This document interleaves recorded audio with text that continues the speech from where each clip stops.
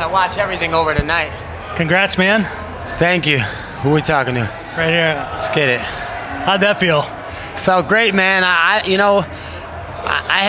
choked out maybe I was 10-0 as an amateur. I was fighting in California. I choked someone with that same prayer choke. So I was just trying to be patient, man. You know, it's surreal right now. It's crazy, but what a ride. Can you even like prepare for something like that, or is that something that just has to, it happened in the moment, you pounced on it, and you just made sure to not let up on that squeeze? No, I got a mean guillotine, and I could choke anyone out in the world with it. So, I mean, normally guys in the practice room, they have to tap, but in a fight, if they're reluctant to tap, anytime someone taps, I basically could strangle them out unconscious. So, is that something that you thought about, like during camp, that you saw something in his game that maybe you figured he might be susceptible to something like that? I seen it in the Barzola fight that he's susceptible to that guillotine, but I felt like he has a warrior spirit, a true warrior code. So I knew I wasn't going to get him unless I put him out. Like I knew I had to put him out. And, granted enough, he showed his true heart, and he went unconscious. Obviously, this is the biggest one of your career, I'm assuming. Would you feel that way? Yeah, your last one's your biggest one, so sure. It's always your next one's your biggest. So the next one gets really big now. Same as this one, Stotts and him, 2 rounds to 1. More rounds, he might beat Stotts. Now, you know what? I've been telling everyone all fucking weekend, I'm the favorite to win this tournament. Now what? Now we're going to be talking. I'm the favorite. Want to know why? You see those 2 guys in the finale? I could submit them too. So how much confidence does that give you the next 3, 4, 5 months, however long it takes until you know what the date is for when you get back in there again, to feel like you can put either one of those guys out the same way you just put Magomed out? Sabatello puts himself in that same position 100 times, I was telling everyone. So, I was already confident against him, but seeing Maga and Stotts fight and how close it was, and then my performance I put on, I felt like I won that first round hands down. I cut him in the eye. I hurt him a couple times, and then I put him away on the ground. So much respect to the Tiger, man. I said it. The only way you can take that guy is that if you take him out. So, I'm happy to do so. So, Patchy, were you at all concerned that you might have also burned yourself out had he gotten out of that? No, I would have stayed on top there. That's why I was in the choke so long. I wasn't trying to squeeze my arms at 100. I was trying to leave like 30, 40. Me and my coach talk like it's a slow, steady, progressive state to put someone out. I could squeeze that for like 20 more seconds, to be honest with you, if I had to. I was just trying to stay calm, stay patient, because I knew I had him and I didn't want to waste it. Cool. And with you winning, does this prove that upstate New York is actually true New York?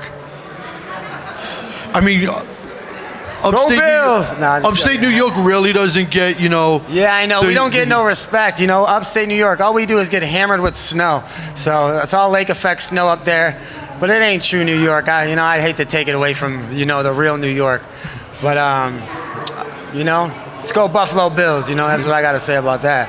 Thank you. Hey, Patty, congratulations. The thing you said this week is that you're the hybrid, that your wrestling is so different. It's really submission grappling more than just wrestling.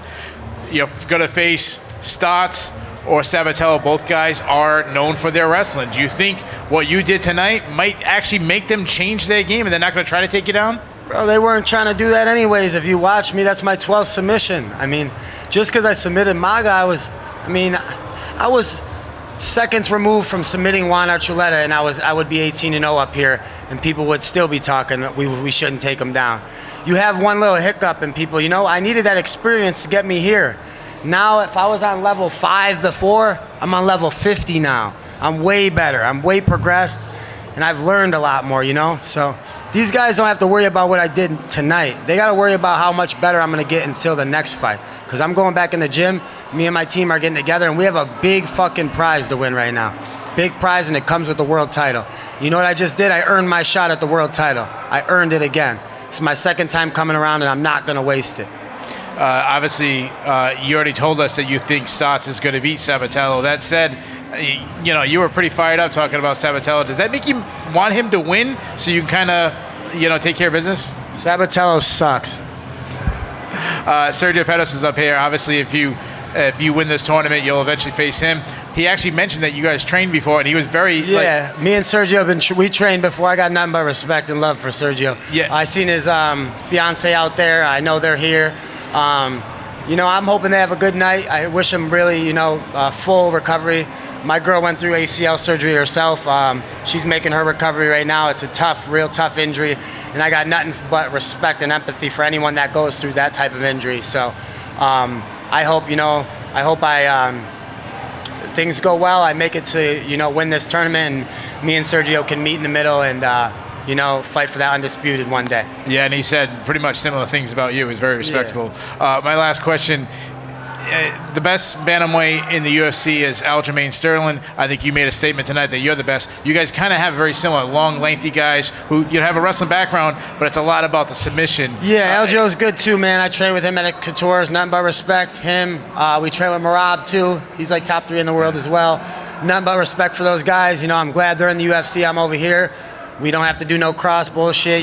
We could train together, keep leveling up, and when you're fighting, you got to believe you're the best in the world, especially if you're fighting against someone like the guy that I just fought, Magomed Magomedov. So if you don't think that when you walk to that cage, go get a fucking different job. Do you think that based that you guys have such a similar style, that hybrid wrestling you talk about, do you think that's kind of be a pattern going future? Like at MMA, we constantly see new wrinkles. New wrinkles. I feel like a lot of people don't have to shoot to the legs in MMA to take people down. They could body lock.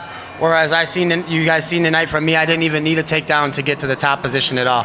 I used my submission threats to get to the top and then eventually put him to sleep. Congrats on the win, Patchy. Thank you. One question for me. When you win this tournament, what are you going to do with all that money? I'm going to invest it. I'm going to save it. I'm going to take care of my family. I'm going to do the things that I need to do, the correct things. What's up, Patchy? You're one round away from being 17-0. You just made quick work of a guy that had never been finished before. I'm always asking you to talk about Kobe, talk about Don, all these guys, Superfly, but how proud are you of yourself in this moment right now tonight? Dylan, I don't even know right now, man. Me and you, we got to get on an interview like next week. We got to let this shit all sink in, bro. We got to do like a 10, 20-minute interview, we do a recap or something. Hasn't totally sunk in. It's so surreal to me right now. I'm sure in the next half hour, it'll bring tears to my eyes, bro. You know what I mean? When I come back with my team, it's just such hard work that we put into this, and I'm just amazed, man. Let's do that interview. And after that first round, you had a very deep guillotine, it seemed like, on Magomed. What is your coach, Harry St. Ledger, saying to you going into that second round? Chill, man. That first one, I didn't want to totally go for it because my leg was caught underneath. Remember we talked? Outside foot on the top. It wasn't out, so I was just chilling, making sure I didn't end up on bottom. I didn't think I'd finish him in the first round with it, to be honest with you. I didn't even think I was close. The main thing was not to burn myself out. But I felt very good in stand-up. I didn't think he could touch me. When I'm able to hit hard and we're out there, it's way different than in the gym, man. I could hurt you, you know what I mean? So I got good boxing, I got good kicks, and I got good, my eyesight's pretty good.